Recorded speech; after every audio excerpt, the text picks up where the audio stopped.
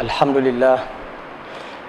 لله رب العالمين ولا عاقبة للمتقين ولا عدوان إلا على الظالمين.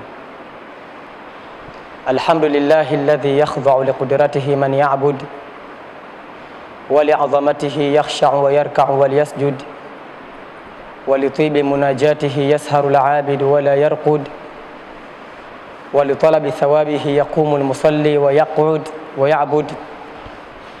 إذا قصد بالعمل ساء العبد ويفسد سبحانه كرمه السياح ولا يحتاج إلى أن يقال جد جد. من شبه وعطل فإنه لم يرشد. ما جاء في القرآن قبلنا وما جاء في السنة فلم نردد. أما أن تقول في القرآن برأيك فإنك تبرد. أليس هذا اعتقادكم يا أهل الخير؟ أنا كيف لا أتفقد العقائد خوفا من الضير؟ إن سليمان تفقد الطير فقال ما لي لا أرى الهدهد. أحمده سبحانه وتعالى حمدا من يرشد بالوقوف إلى بابه ولا يشرد. وأصلي وأسلم على نبي الذي قيل لحاسده فليمدد وعلى آله وصحابته خصوصا منهم أبي بكر الذي للصنم لم يسجد وعلى عمر الذي لم يزل يقوى به الإسلام ويعضد وعلى عثمان الذي جاءته الشهادة فلم يردد وعلى علي الذي لم يزل ينسف سيفه زرعا الكفر ويحسد. أما بعد فأحييكم بتحايا طيبة قائلا لكم سلام عليكم ورحمة الله وبركاته. أسعد الله مساءكم على كل خير. Kwa taufiki yake Allah subhanahu wa ta'ala tumerudi tena katika darasa zetu za usbu'iyya za kila wiki baada ya likizo ndefu tuliokuwa nayo. Tumuombe Allah subhanahu wa ta'ala atujalie min alladhina yastami'una alqawla fayattabi'una ahsana. Katika kikao chetu hichi cha leo tutazungumzia nasaba ya bwana mtume Muhammad sallallahu alayhi wasallam. Nasabu ya bwana mtume Muhammad sallallahu alayhi wasallam. Ulama wameeleza mengi kuhusu nasaba yake mtume Muhammad sallallahu alayhi wasallam, wala nadhkuru fi hadha almaqam illa shay'an yasira, na hatututaja katika sehemu hii isipokuwa sehemu ndogo katika yale ambayo mashekhe wameyataja katika vitabu vyao. Ala alijmal, kwa jumla tu nasaba ya bwana mtume Muhammad sallallahu alayhi wasallam ni kama ifuatavyo. Jina lake anaitwa Muhammad ibn Abdullah ibn Abdul Muttalib ibn Hashim ibn Abd Manaf ibn Qusay ibn Kilab ibn Murrah ibn Ka'ab ibn Lu'ay ibn Ghalib ibn Fihri ibn Nadhri ibn Fihr ibn Malik ibn Nadhri ibn Kinanata ibn Khuzaimata ibn Mudrikata ibn Ilyas ibn Nizar ibn Mudhar ibn Muaddi ibn Adnan ibn Ismail ibn Ibrahim ibn Tarikha ibn Nahur ibn Farugh ibn Arghu ibn Faligh ibn Arfakhshad ibn Sam ibn Nuh ibn Lamak ibn Yard ibn Mutawashlikh ibn Khanukh ibn Akhnukh ibn Anush ibn Idris ibn Qainin ibn Mahlayil ibn Shayth ibn Adam alayhi salam. Hiyo ndo nasaba ya bwana mtume Muhammad sallallahu alaihi wasallam ila Adam fima dhakarahu ala ulama. Hii ni kwa ujumla, lakini ufafanuzi wa haya wa hii nasaba ni kama ifuatavyo. Bwana mtume Muhammad sallallahu alaihi wasallam, wanazuoni kuhusu nasaba yake wameigawa katika sehemu tatu. nasaba ya bwana mtume imegaiwa katika sehemu tatu. Sehemu ya kwanza kuanzia Muhammad mpaka kwa Adnan. Sehemu ya kwanza kuanzia Muhammad mpaka kwa Adnan. Na sehemu ya pili kuanzia Adnan mpaka kwa Nabii Ismail. Na sehemu ya tatu kuanzia Ismail mpaka kwa Nabii Adam alayhi salam. Sasa hii kuanzia Muhammad mpaka kwa Adnan, wanazuoni wote wamekubaliana juu ya kusihi kwake nasaba hiyo. Hakuna mwanazuoni aliyepinga kwamba ni nasaba ambayo imethibiti hasa kwamba hii ni nasaba ya uhakika ya bwana mtume Muhammad sallallahu alayhi wasallam, kwa hadithi yake mwenyewe bwana mtume. Bwana mtume anasema la tarfa'uni fawqa Adnan, musinyanyue nasaba yangu zaidi ya Adnan. Maana yake nasaba yangu imethibiti kuanzia Muhammad ibn Abdullah mpaka kwa Adnan. Baada ya hapo msinyanyue mpaka kwenda mbele. Wanazuoni wakatoa dalili wakasema kwamba hiyo ndio ni nasaba ya bwana mtume iliyothibiti haswa, na kilichobaki kuanzia Adnan mpaka kwa Nabii Adam ni nasaba ambayo wanazuoni hawakukubaliana. Inatajwa tu katika vitabu lakini hawajakubaliana katika kusihi kwao. Hilo ndio linaloelezwa kwa wanazuoni.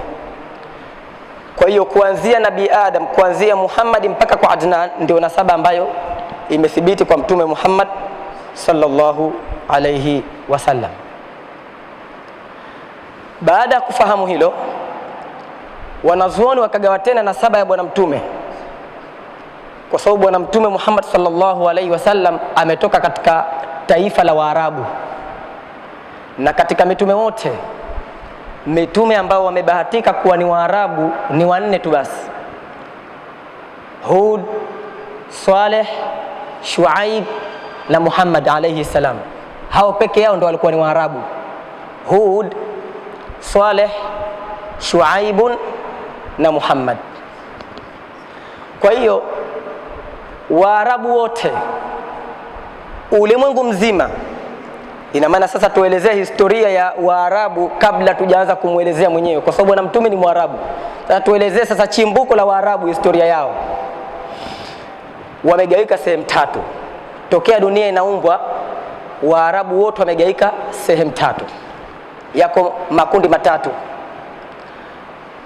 na hayakubaki sasa hivi isipokuwa kundi moja tu. Yaliyobaki yote yametoweka. Halikubaki katika makundi matatu ya Waarabu isipokuwa kundi moja peke yake ndilo lililobaki sasa hivi katika ulimwengu. Waarabu hayo mataifa yao ni yapi? Kuna Arabun Ariba, la kwanza hilo. Halafu kuna Arabun Baida, halafu kuna Arabun Musta'raba. Hawa ni akina nani? Arabun Ariba ni Waarabu ambao hawajachanganyika Uarabu wao na makabila mengine, mataifa mengine. Hao ndio waitwa Arabun Ariba. Asili yao ni bwana mmoja anaitwa Ya'rub ibn Qahtani. Ya'rub ibn Qahtani. Halafu kundi la pili ni Arabun Baida. Na Arabun Baida manake ni Waarabu waliopotea, manake walikuwepo halafu wakatoweka. Hao ni kaumu Adin wa Thamud, ni watu wa Nabii Saleh na watu wa Nabii Hudi. Kizazi chao kile ndio wanaitwa Arabun Baida. Kwa nini wakapotea? Kwa sababu Nabii Hud baada ya kuwalingania watu wake walivyoangamizwa wakatoweka wote. Na ndio maana Allah subhanahu wa ta'ala anaashiria katika Qur'ani, anasema fahal tara lahum min baqiya, je, katika wale walioangamizwa watu wa Hud na Saleh wapo waliobaki? Hakuna aliyebaki, wote wameangamizwa. Kwa hiyo wanaitwa Baida kwa sababu wameangamizwa wote. Na hawa Arabu na Ariba, Waarabu ambao asili yao ni Waarabu piwa kabisa, wakaja kuchanganyika na mataifa mengine ambao sio Waarabu, likapatikana kundi la tatu la Waarabu ambalo linaitwa Musta'raba. Waarabu ambao wanaitwa Musta'raba, ambao Waarabu wamechanganyika na mataifa mengine. Na asili yao ni Nabii Ismail alayhi salam, kwa sababu Nabii Ibrahim alayhi salam amezaa watoto wawili ala al-ashhar, katika kauli iliyokuwa maarufu. Lakini ukisoma katika vitabu kama al-Bidayah wa Nihaya Qasasul Anbiya cha Ibn Kathir, anataja kwamba Nabii Ibrahim kazaa watoto 12 na mmoja amefariki akiwa bado ana umri mdogo kabisa, mwaka mmoja akafariki, na ameoa wake 4. Hiyo inatajwa katika vitabu, lakini katika kauli maarufu Nabii Ibrahim kaoa wake 2 akazaa watoto 2. Kamuoa bibi Sara akamzalia Ishaq, akamuoa bibi Hajir akamzalia Ismail. Nabii Ishaq kizazi chake ndio kikazaa manabii na wafalme. Hao manabii wote unaowasikia baada ya Nabii Ibrahim, Hud, Ismail na Ishaq, Yaqub, Yusuf, Suleiman, wote kizazi chao kinakuja mpaka kwa Nabii Ishaq. Na hao wafalme wote ambao unawasikia na kina Firauni, Namrud ibn Kanaan, Bukhtanasari na wengineo wote, Dhulqarnain, kizazi chao kinakuja mpaka kwa Nabii Ishaq. Kwa sababu Ibrahim kamzaa Ishaq, Ishaq kamzaa Yaqub, Yaqub akazaa watoto 12. Katika watoto 12 hao kuna mmoja anaitwa Lawi na kuna mmoja anaitwa Yahudha. Mmoja yeye kati ya hawa wawili kizazi chao kimezaa mitume peke yake, yani mitume wote kizazi chao kinaenda mpaka kwa huyo mmoja kati ya Lawi na Yahudha. Na mmoja yeye kizazi chake kilikuwa kikitoa wafalme tu basi, au wafalme lakini Firauni, Bukhtanasar na Namrud, wote walikuwa kitoka katika kizazi hicho. Kwa hiyo Ishaq kizazi chake kimeenda mpaka kwa manabii. Sasa Ismail yeye aliishi katika mji wa Makkah, lakini baba yake Ibrahim si Mwarabu na Ismaili mwenyewe si Mwarabu, ni Muabrani Ismail. Lakini akaja akaoa mke katika kabila la Kiarabu ambao ni Majurhum. Akaja akaoa Ismail mke katika kabila la Waarabu ambao ni Majurhum. Kwa hiyo Ismail yeye si Mwarabu lakini mkewe ni Mwarabu, na inavyosemekana alimuoa mke mmoja wa kwanza, mke wake wa kwanza akaja akamwacha. Kile kisa maarufu, Ibrahim alipoenda kumtembelea mtoto wake akamkuta Ismail hayupo, akamkuta mkewe, akauliza mnaishi vipi hapa? Mwanamke yule akaanza kutoa siri zote za nyumba. Hapa maisha ya dhiki, hatuli sisi kwa raha, hatulali kwa raha, hivi na hivi. Ibrahim akaona huyu mke huyu hafai mtoto wangu, kwa hiyo akamwachia kiba maneno, mume wako akija mwambie kwamba abadilishe kizingiti cha mlango, kizingiti kibovu hichi. Bas Ibrahim Ismail alipokuja akapewa maagizo, kaja mtu yuko hivi na hivi, akakwambia ubadilishe kizingiti cha mlango. Ismail akafahamu, anasema huyu ni baba yangu na kaniamrisha nikuache. Akamwacha, akamuoa mke wa pili. Mke wa pili akakaa naye vizuri tu, alikuwa mashaallah. Alipokuja Ibrahim kutembea akampata Ismail hayupo, akauliza mnaishi vipi? Ilikuwa maisha ya tabu kidogo, lakini akaficha siri ya ndani, akasema alhamdulillah tunaishi vizuri, tunachopata tunakula, hata kama hajapata tunashukuru. Ibrahim akasema hapa nimepata mtoto. Kwa hiyo akampa akiba maneno, akasema akija Ismail mwambie kizingiti cha mlango akikamate vizuri asikiache. Ikawa ni kama vile alipokuja Ismail akampa maelezo yote, akamwambia bwana kuna hakiba maneno, unaambiwa ukikamate vizuri kizingiti cha mlango. Kwa hiyo Ismail akafahamu kwamba huyu ni baba yangu na amekuja akaniamrisha mimi niendelee kukaa na wewe nisikuache. Sasa huyu wa pili huyu ndio ambaye kizazi chake kikenda mpaka kwa Mtume Muhammad sallallahu alayhi wasallam. Sasa baada ya kufahamu hilo kwamba tunaambiwa kuna kabila la Quraish. Kabila la Quraish. Kabila la Quraish ni kabila gani? Kwa sababu katika nasaba mlolongo ya babu zake Mtume Muhammad sallallahu alayhi wasallam kuna babu mmoja anaitwa Nizarun. Huyu Nizar alizaa watoto wawili. Alizaa Rabia akazaa na Mudhar. Amezaa Rabia akazaa na Mudhar. Sasa Waarabu wote ambao wanaishi katika maeneo ya Makka katika bara la Arabu Hijaz, nasaba yao inaenda kwa watu wawili hawa, ima Rabia au Mudhar. Rabia au Mudhar. Kwa hiyo baadaye hawa wawili wakaja wakatawanya makabila pale Makka, wakapatikana Banu Umayya, Banu Hashim, Banu Uday, Banu Kinana, Banu Muaddi, Banu nani, wakapatikana wote hawa kutoka kwa watoto wawili Rabi'a na Mudhar. Yeye bwana mtume katoka kwa Mudhar na Rabi'a, wakatoka wengine akina Musailamatul Kadhab na wengineo. Na ndio maana Musailamatul Kadhab alivodai utume na wale watu wake wafuasi wa Musailama wakawa wanajua kwamba Musailama si nabii na Muhammad ndio mkweli, lakini wamemfuata kishabiki, wakawa na maneno yao maarufu wanasema, ana a'lamu anna Muhammada sadiqun wa Musailamata kadhab walakinna kadhaba Rabi'ata khairun min sadiqi Mudhar.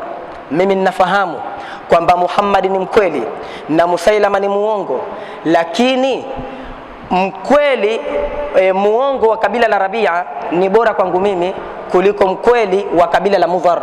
Yani kabila letu ni Rabi'a. Sasa mimi huyu hata kama muongo lakini siko katika kabila letu, basi mimi namuamini. Yule kule ni mkweli lakini madhali hayuko katika kabila letu, simuamini. Walikuwa wakimfuata ile kiushabiki, kiukabila na kiotaasub na anania.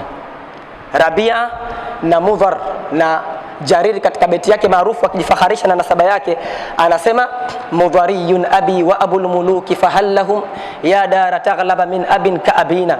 Anajifaharisha kwamba yeye katika upande wa Mudhar, upande wa bwana mtume Muhammad sallallahu alayhi wasallam. Kwa hiyo wakagawika makundi mawili baada ya hapo, kuna Rabi'a na kuna Mudhar. Halafu hao pia wakagawika makuraishi, kuna al-Quraishu al-Bitahi na kuna Quraishu al-Dhawahir. Quraishu al-Bitahi ni wale makuraishi ambao wanaishi katika mji wa Makka, ndani ya Makka, na Quraishu al-Dhawahir ni wale makuraishi ambao wanaishi nje ya mji wa Makka. Sasa katika nasaba ya bwana mtume ukimwanza babu yake wa kwanza Abdul Muttalib, ukenda unampata babu yake wa 10 wa mtume anaitwa Fihr ibn Malik. Huyu Fikri ukisikia kabila la Quraish basi ndio yeye mwenyewe. Huyo Fihri yeye ndio Quraish. Jina lake anaitwa Fihr ibn Malik na nickname yake anaitwa Quraishun. Yeye ndio mwanzilishi wa kabila la Quraishi. Ni babu yake wa 10 wa mtume Muhammad sallallahu alayhi wasallam. Wakazungumza wanazuoni kwa nini akaitwa Quraish, kwa sababu mbili. Sababu ya kwanza, mina takrish. Takrish manake kukusanya mali, manake amekusanya mali nyingi sana. Takrish kwa sababu alikuwa ni mtu ambaye ni tajiri katika matajiri wa Makka.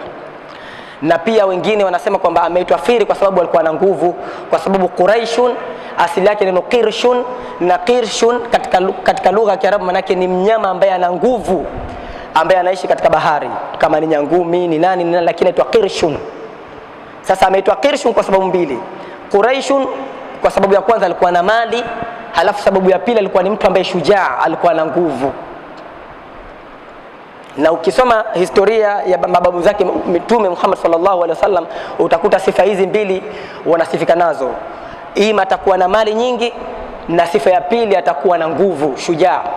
Mababu zake wote walikuwa na sifa hizi mbili, na bwana mtume akarithi ushujaa kwa babu zake.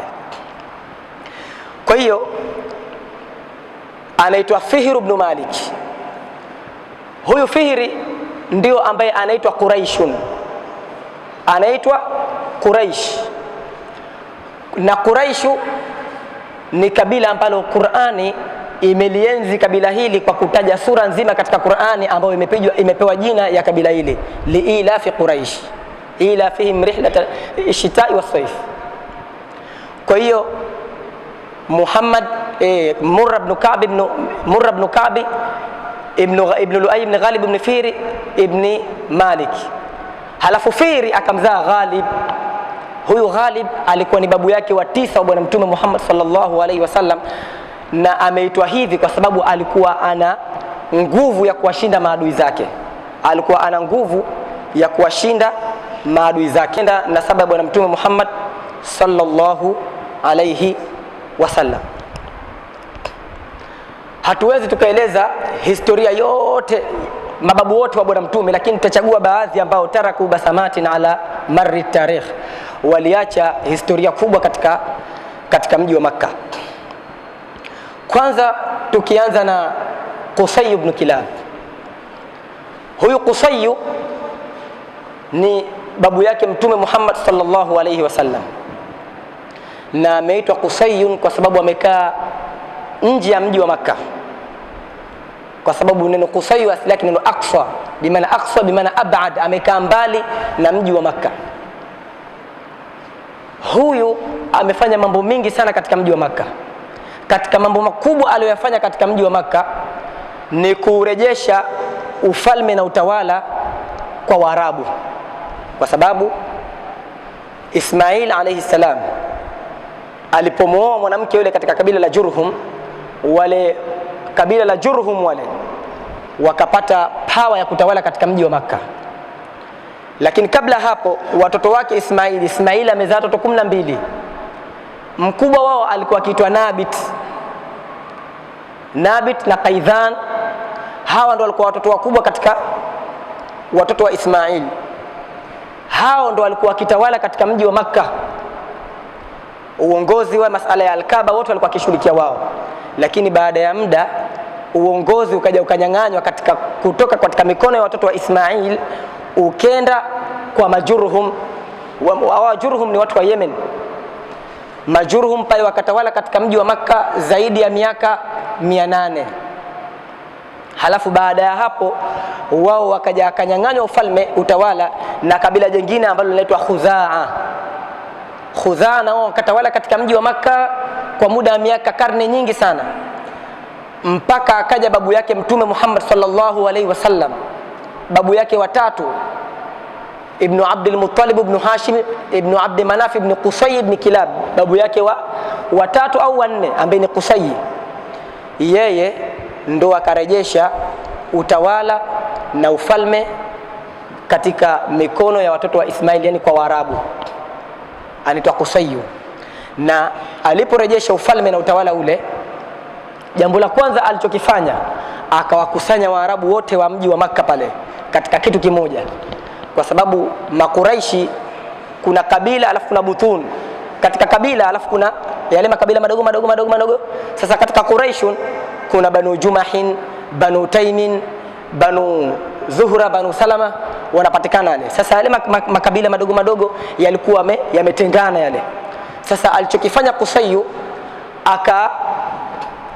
akaanzisha yeye, yani akaweka kitu kimoja, Waarabu wote wakawa ni kitu kimoja. Ndio maana mshairi mmoja anasema, abukum Qusayun kana yud'a mujammi'an bihi jama'a Allahu alqaba'ila min fihri. Baba yenu ni Qusay, kana yud'a mujammi'an, nickname yake ilikuwa ni Mujammi'. Kwa nini ameitwa Mujammi'?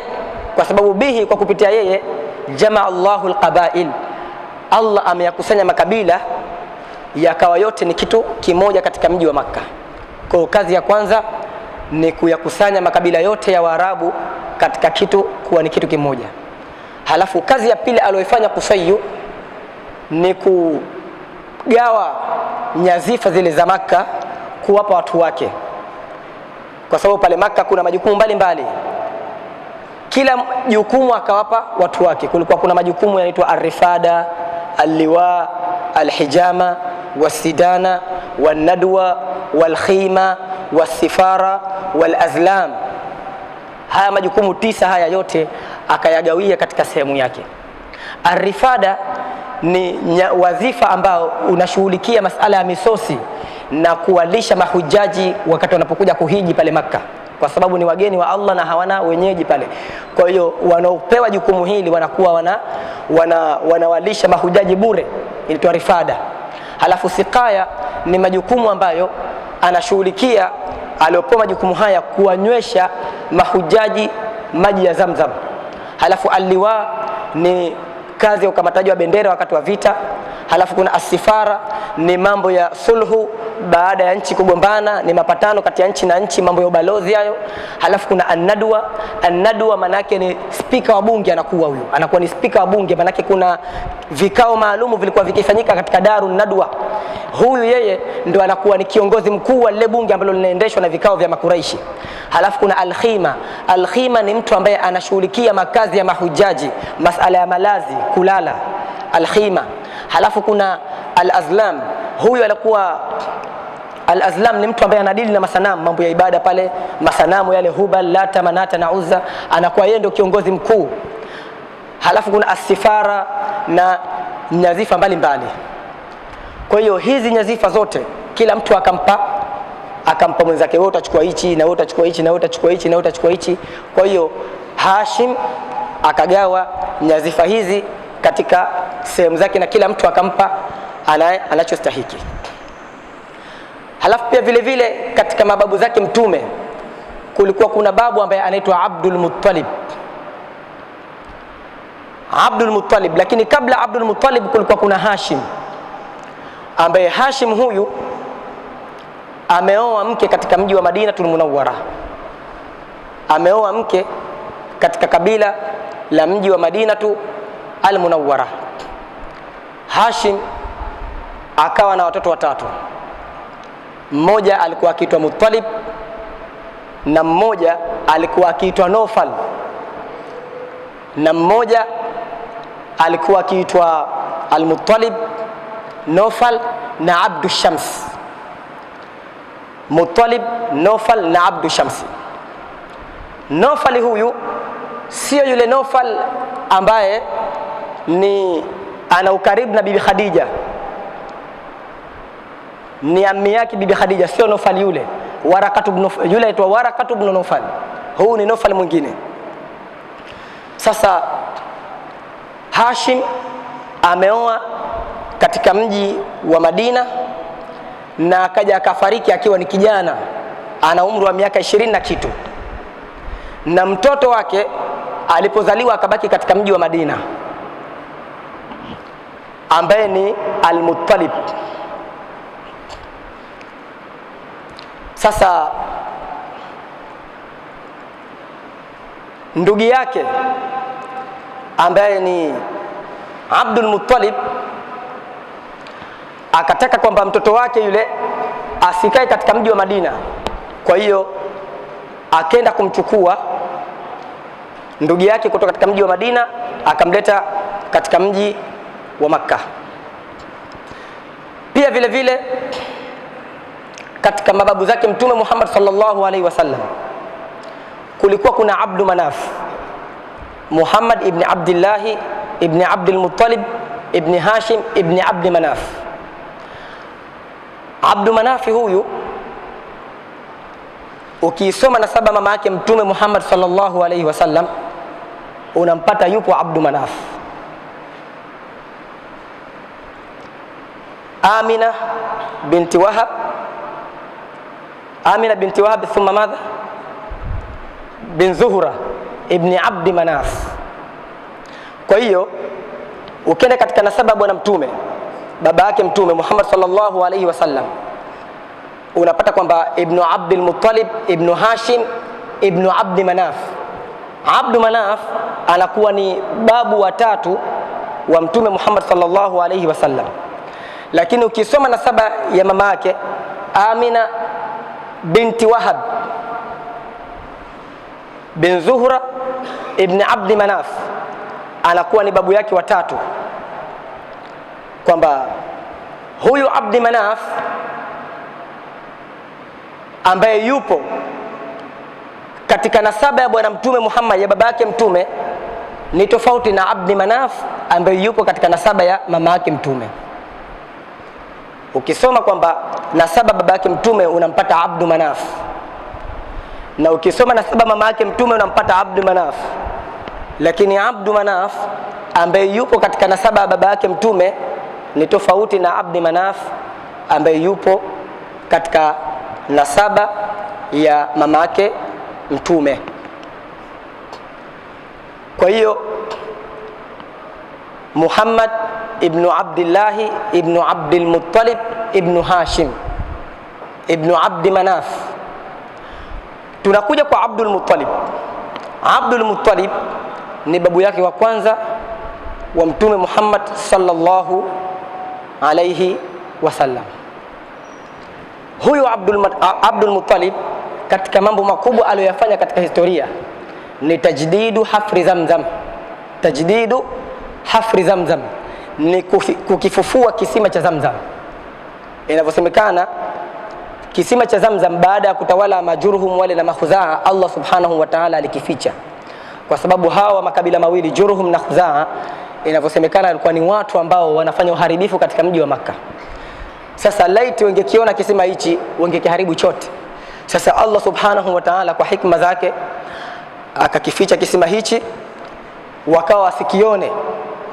Alipokuja babu yake Mtume Muhammad sallallahu alaihi wasallam wa kwanza ambaye ni Abdul Muttalib, Allah subhanahu wa ta'ala akampa ilham ya kwenda kukifufua kisima hichi, akamfahamisha pahala kilipo, kwa sababu kuna siku alilala Abdul Muttalib.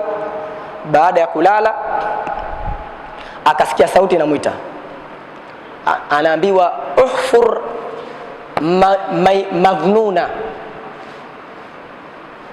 Akashtuka, manake chimbua madhnuna. Sema madhnuna ndio nini? Hajafahamu. Halafu baadaye yule mtu akatoweka. Mwisho akaambiwa uhfur Zamzam, kachimbue kisima cha Zamzam. Baadaye akafahamishwa hiyo Zamzam ndio nini na ni kitu gani na kisima kiko wapi. Akafahamishwa ni kisima kiko sehemu fulani na sehemu fulani. Akaenda peke yake, akaenda katika ile sehemu akaanza kuchimbua. Palikuwa pana msitu pale, akaeka sawa. Watu walikuwa wakipita wanamuona Abdul Muttalib anaifanya kazi ile, wakamuuliza unafanya kitu gani? Akasema hapa kuna kisima, nimekuja kukifufua yani. Wale wakaanza kumdharau, wewe huna kazi ya kufanya bwana wewe. Wakaondoka zao.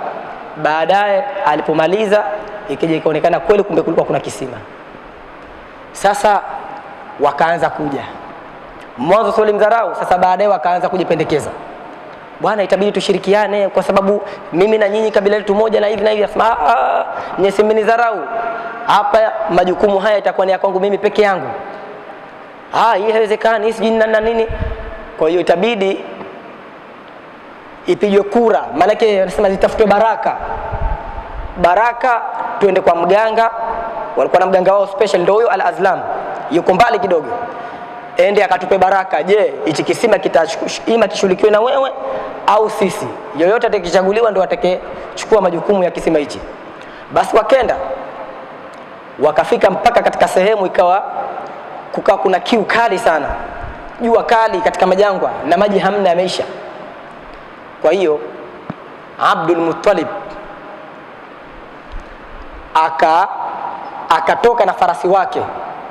Yule farasi akaonesha miujiza mikubwa, yani maajabu. Manake akaanza kuchimbua, yani zile koto zake zikawa zinazamia katika lile jangwa, mpaka baadaye maji yakaanza kutimuka, kama vile Nabii Ismail wakati mdogo anapiga miguu yake katika ardhi, maji yakaanza kutimuka yale.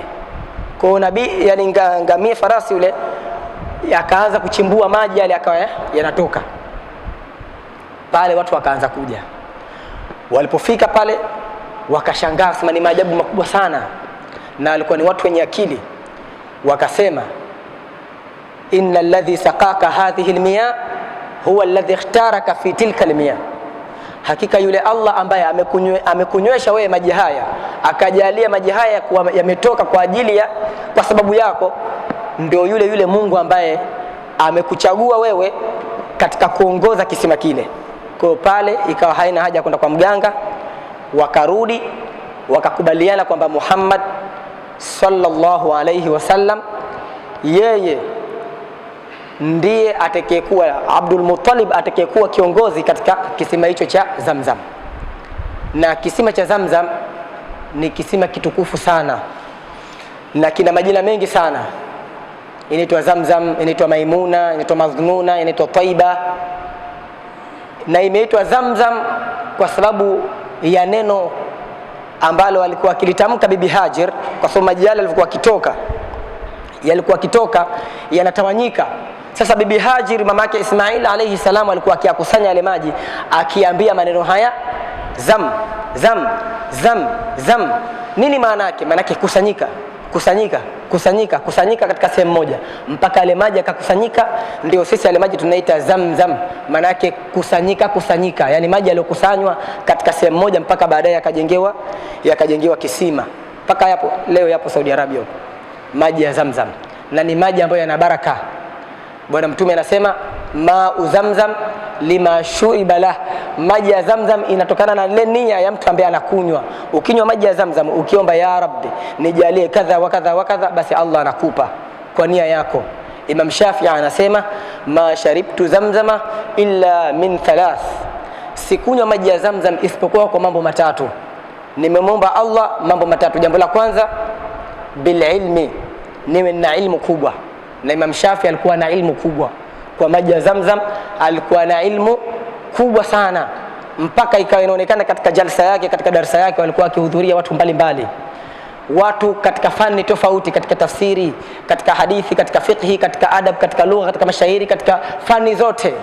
Imam Ahmad ibn Hanbal katika madhhabu ya Imam Hanbalia alikuwa akienda kupiga goti kwa Imam Shafi'i, lakini wote walikuwa miaka yao ilikuwa ni sawa sawa, ni rika moja, mpaka wale wanafunzi wa Hanbali wakawa wanashangaa, wewe ni mwanazuoni mkubwa lakini unaenda kupiga goti kwa kijana mdogo. Akatamka maneno mazito, akasema wallahi law fatatka kalimatun wahidatun min hadha ar-rajul la yumkin an tajidahu ila qiyam as-sa'a, na hapa kwa Allah subhanahu wa ta'ala, lau lingekupita neno moja tu la mtu huyu, yani Imam Shafi, likikupita neno moja tu, basi huwezi ukalipata tena mpaka kiyama kitasimama, kutokana na ukubwa wa ilmu aliyokuwa nayo. Kwa Imam Shafi anasema nimekunywa maji ya Zamzam kwa lengo la kuwa na ilmu, na pia vile vile nimekunywa maji ya Zamzam birimaya, kwamba Allah anijaliwe na shabaha katika kulenga,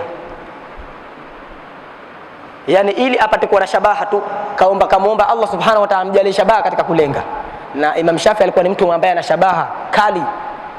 Na pia vile vile akasema Imam Shafi, sharibtu zamzama bil fasaha, nimekunywa maji ya Zamzam ili Allah anijalie fasaha wa kuongea.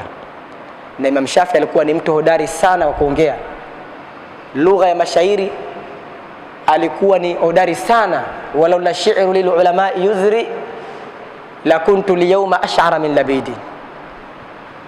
Kwa alikuwa ni mtu mkubwa sana. Kwa maji ya Zamzam ni maji makubwa, yana utukufu wake. Kwa hiyo hayo ameyachimbua Abdu al-Muttalib. Abdu al-Muttalib, na Abdul Muttalib sio jina lake, jina lake anaitwa Shaiba. Jina lake anaitwa Shaiba, Muhammad ibn Abdullah ibn Abdul Muttalib ibn Hashim. Abdul Muttalib babake Hashim, na kama tulivyotangulia mwanzo kwamba Hashim amezaa watoto watatu, amemzaa Naufal, amemzaa Muttalibun, akamzaa na Abdu Shamsi. Huyu Al-Muttalib alizaliwa katika mji wa Makka, yani Abdul Muttalib alikuwa hataki watoto wa kaka yake waishi katika mji wa Madina, yani kwa upande wa mke alikuwa anataka waje kuishi Makka upande wa babane, kwa sababu baba yake Muttalib, Abdul Muttalib, baba yake ameoa mke wa Madina katika mji wa Madina. Kwa hiyo Abdul Muttalib baba yake ni Hashim. Kwa Muttalib yule amemzaa mtoto ambaye kalelewa katika mji wa Madina. Kwa hiyo Abdu Shamsi amechukia sana mtoto wa kaka yake aishi katika mji wa Madina, kwa hiyo akaenda kumchukua kule kule. Alipomchukua akaja naye katika mji wa Makka. Kufika Makka, wale watu wa Makka hawajui kama huyu ni mtoto wa kaka yake, wanaona ni mtu wa kawaida tu. Watu wakasema hadha Abdul Muttalib, lakini jina lake asili alikuwa kitwa Shaiba, na ameitwa Shaiba kwa sababu amezaliwa mdogo ashaanza kuota mvi.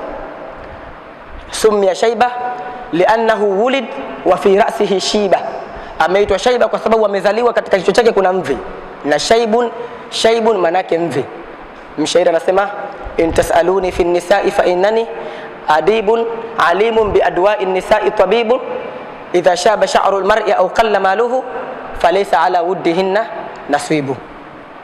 Anasema in tasaluni fi nisa'i, mkiniuliza mimi kuhusu habari za wanawake, fa innani, basi tambueni kwamba bi adwa'i nisa'i tabibun, na kutokana na maradhi ya wanawake mimi ndo daktari.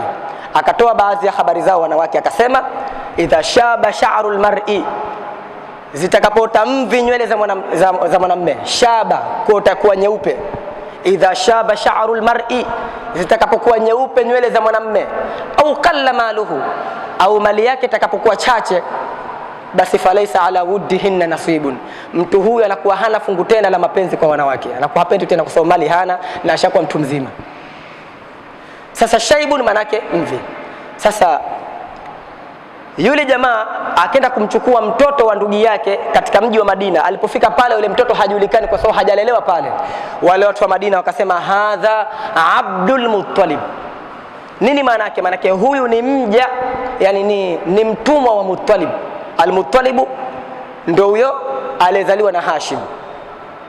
Abdu al-Muttalib, huyu ni mtumishwi, yani ni mtumwa wa Muttalib. Ndio maana baada ya kutumiwa jina lake la kuzaliwa Shaiba akaitwa Abdul Muttalib. Lile jina likalimenea katika mji wa Makka mpaka ukisoma nasaba ya mtume huambiwa Muhammad ibn Abdullah ibn Shaiba, la sema ibn Abdul Muttalib. Kwa hiyo ndio sababu ya yeye kuitwa Abdu al-Muttalib.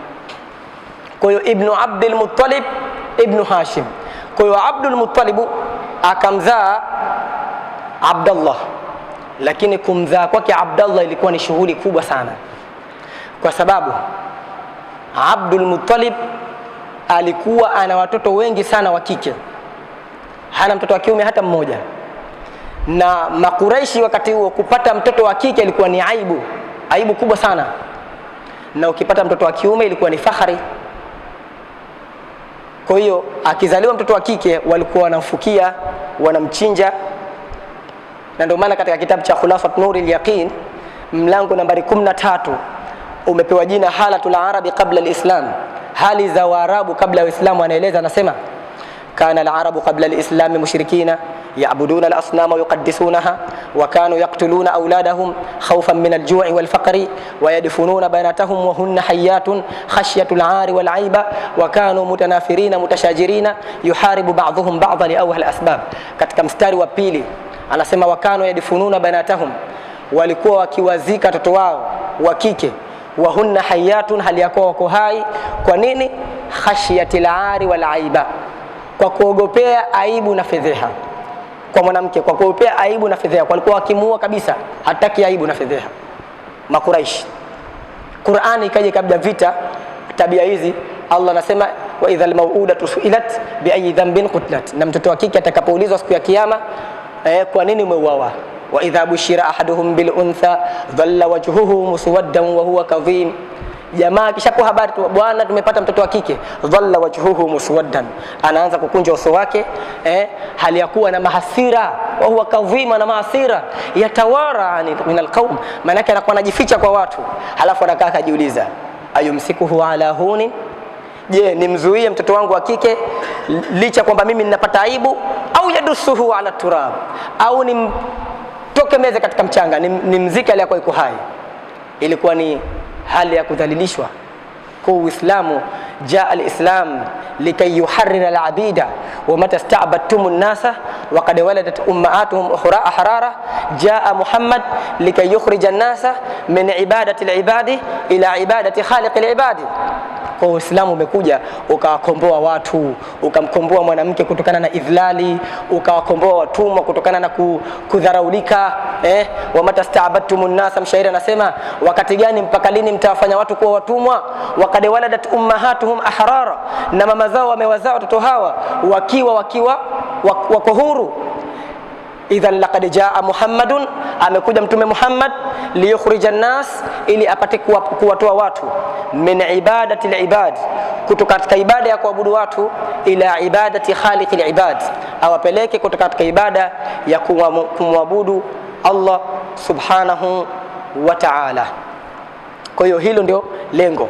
Kwa hiyo Uislamu ukaja ukaondoa tabia ya wa'dil banat, kuwazika watoto wa kike hali ya kuwa wako hai.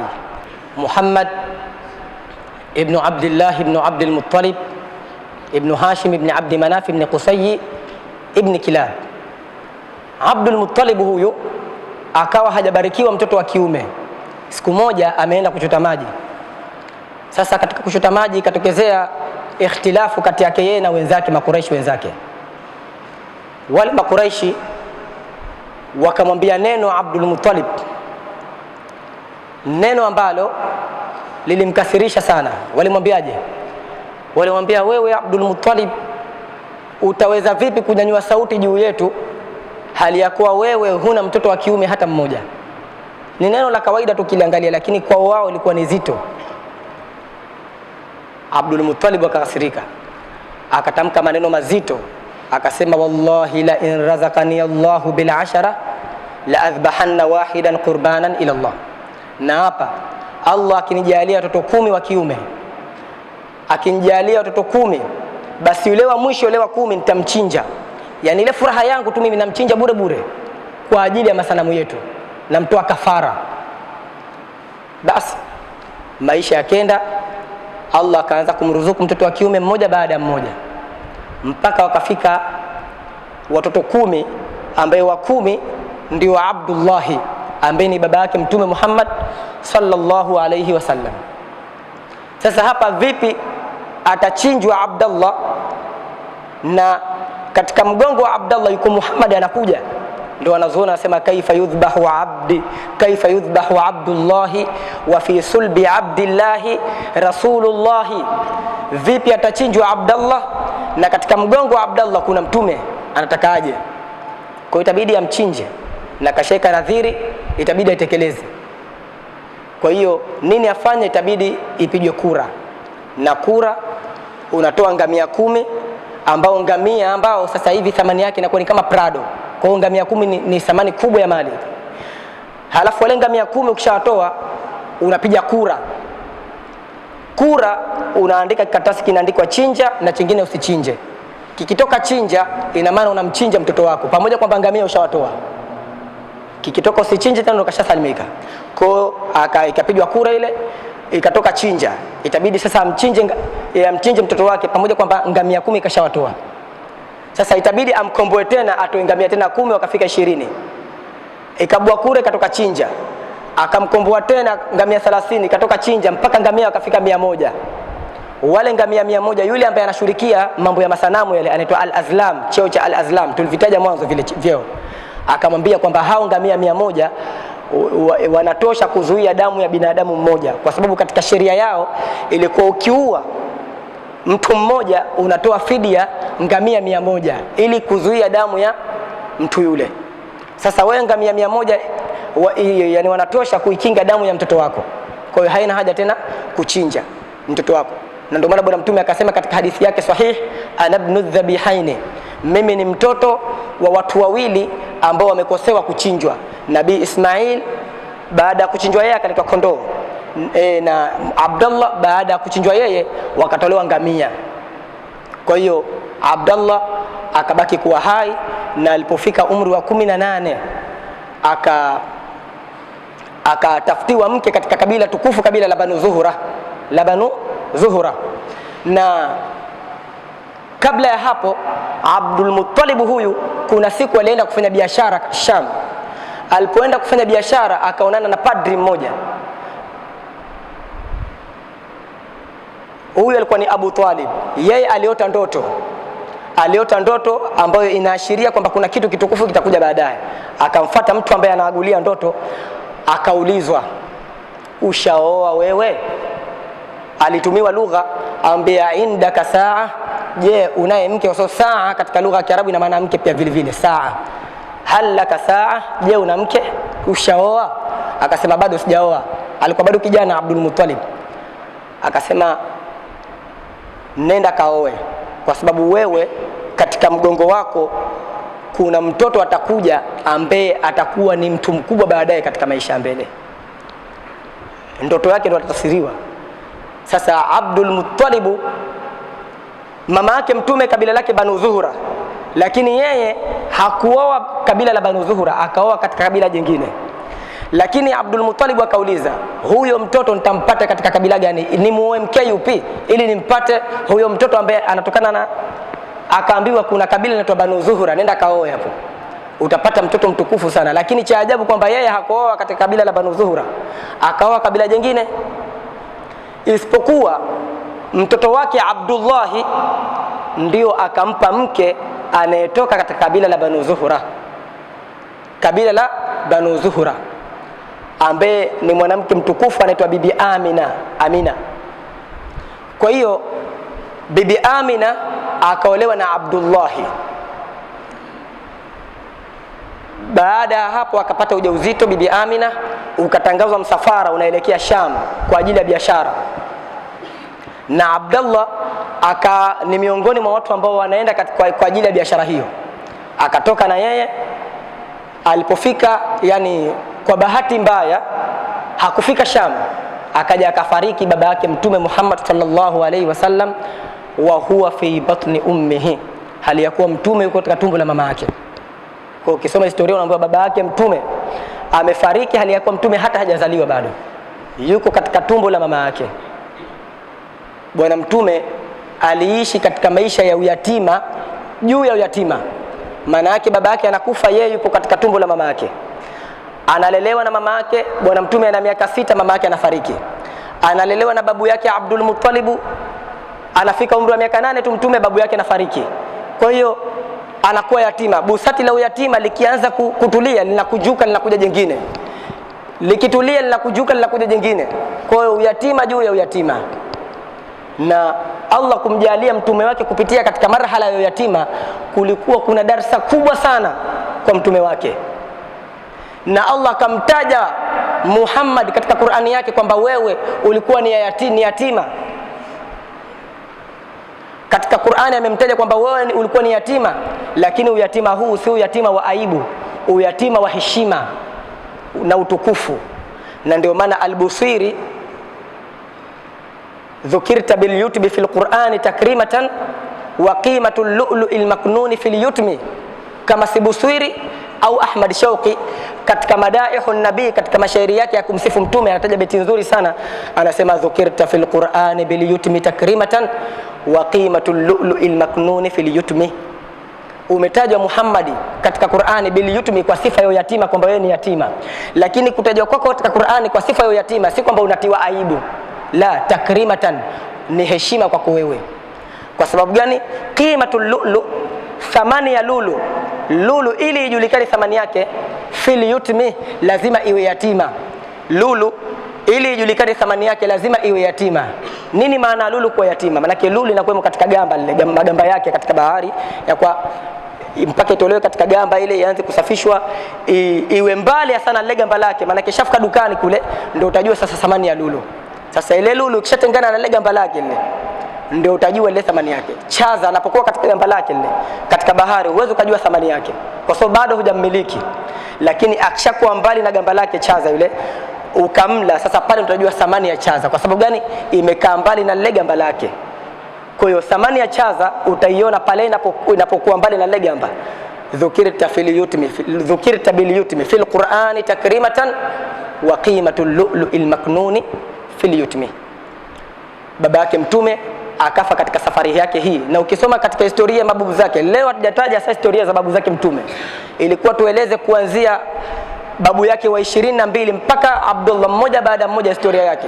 Wala in ma anna alwaqta la yasmahu lidhalik ikhtasarna ala dhikri ba'd ajdadihi hatta najida shay'an yasiran hawla ajdadi rasul sallallahu alayhi wasallam.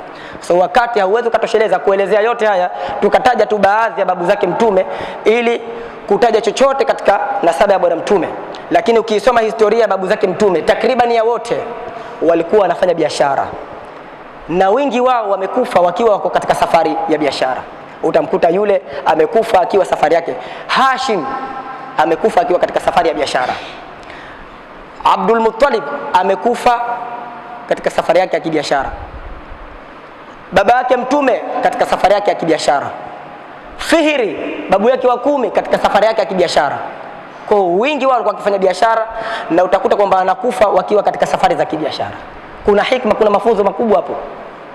Halafu ukisoma kwa mababu zake Mtume wote walikuwa ni watu ambao wana hela, matajiri, walikuwa maalawi, walikuwa ni watu wenye heshima, walikuwa watu ambao wana sudad, utukufu katika jamii yao. Kwa hiyo bwana Mtume Muhammad sallallahu alaihi wasallam, baba yake anafariki, anabakia na mama yake, analelewa. Mwaka mmoja tu anachukuliwa na Bibi Halima, anarudi Bibi Halima kwa Bibi Halima Badia akiwa ana umri wa miaka 4. Akalelewa na mama yake Mtume. Alipofika umri wa miaka 6 mama yake akafariki. Akalelewa na babu yake Abdul Muttalib kwa muda wa miaka miwili, na yeye akafariki. Akalelewa na ammi yake Abu Talib kwa muda mrefu mpaka bwana mtume anapewa utume.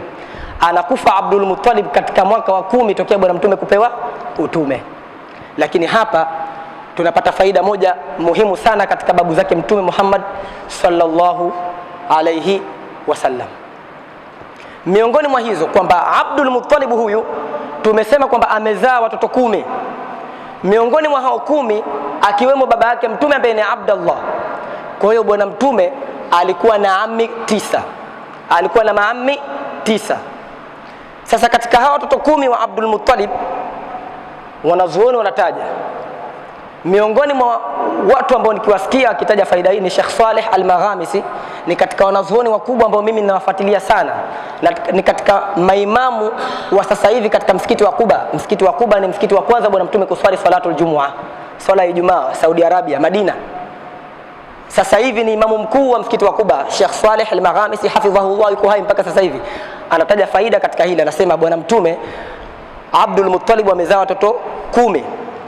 Watoto 10 hawa 6 wamefariki kabla bwana mtume hajapewa utume. 6 wamefariki kabla bwana mtume hajapewa utume, wakabaki 4. Miongoni mwa hao 6 waliofariki akiwa baba yake mtume, maana baba yake mtume amekufa kabla bwana mtume hajapewa utume. Wakabaki 4. Katika hao 4 wakagawika, 2 walimfuata mtume na 2 walimkufuru mtume.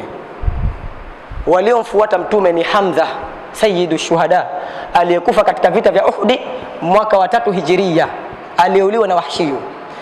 Na wa pili aliyemfuata mtume ni Abbas, ambaye ameslimu katika mwaka wa 8 Hijiria. Kaslimu Abbas katika mwaka wa 8 Hijiria. Na waliomkufuru mtume ni Abu Talib, ambaye yeye ndo alikuwa akimlea mtume na alikuwa akimhami mtume katika kila dhiki ambayo akiudhiwa na Makuraishi. Abu Talib alikuwa akimhami mtume mpaka Makuraishi wasiweze kumuudhi mtume. Bwana mtume anasema ma nalatni Quraishun illa ba'da wafati Abi Talib, hawajanipata Makuraishi kwa maudhi mimi isipokuwa baada ya kufa kwa Abu Talib. Hata Sheikh Majid al-Kindi ni katika wanazuoni wa Omani wakubwa katika historia, anasema Abu Talib alitoa mchango mkubwa kwa mtume Muhammad sallallahu alaihi wasallam, mpaka akataja ikhtilafu, akasema wapo baadhi ya wanazuoni ambao wanasema kwamba kwa mchango aliotoa Abu Talib basi amekufa Abu Talib akiwa ni Muislamu. Ni ikhtilafu ambayo imetaja Sheikh al-Kindi. Kwa hiyo na mmoja ambaye aliyemkufuru pia mtume katika maami zake ni Abu Lahab. Abu Lahabi ambaye imeshuka sura nzima ikimlani yeye, tabbat yada abi lahabin wa tabba. Muhammadi anasimama analingania watu, anapita masokoni analingania watu, Abu Lahab yuko nyuma anatamka maneno, anasema la tu'minu bihadha ar-rajul fa innahu majnun, msimuamini huyu jamaa kwani huyu ni mwandazimu. Watu wasimjua Muhammad wanakaa kijiuliza, huyu anayesema msimuamini ni nani? Anaomba huyu ni Abu Lahab, na yule anayesema muabuduni Allah ni Muhammad, ni mtu na mwanawe.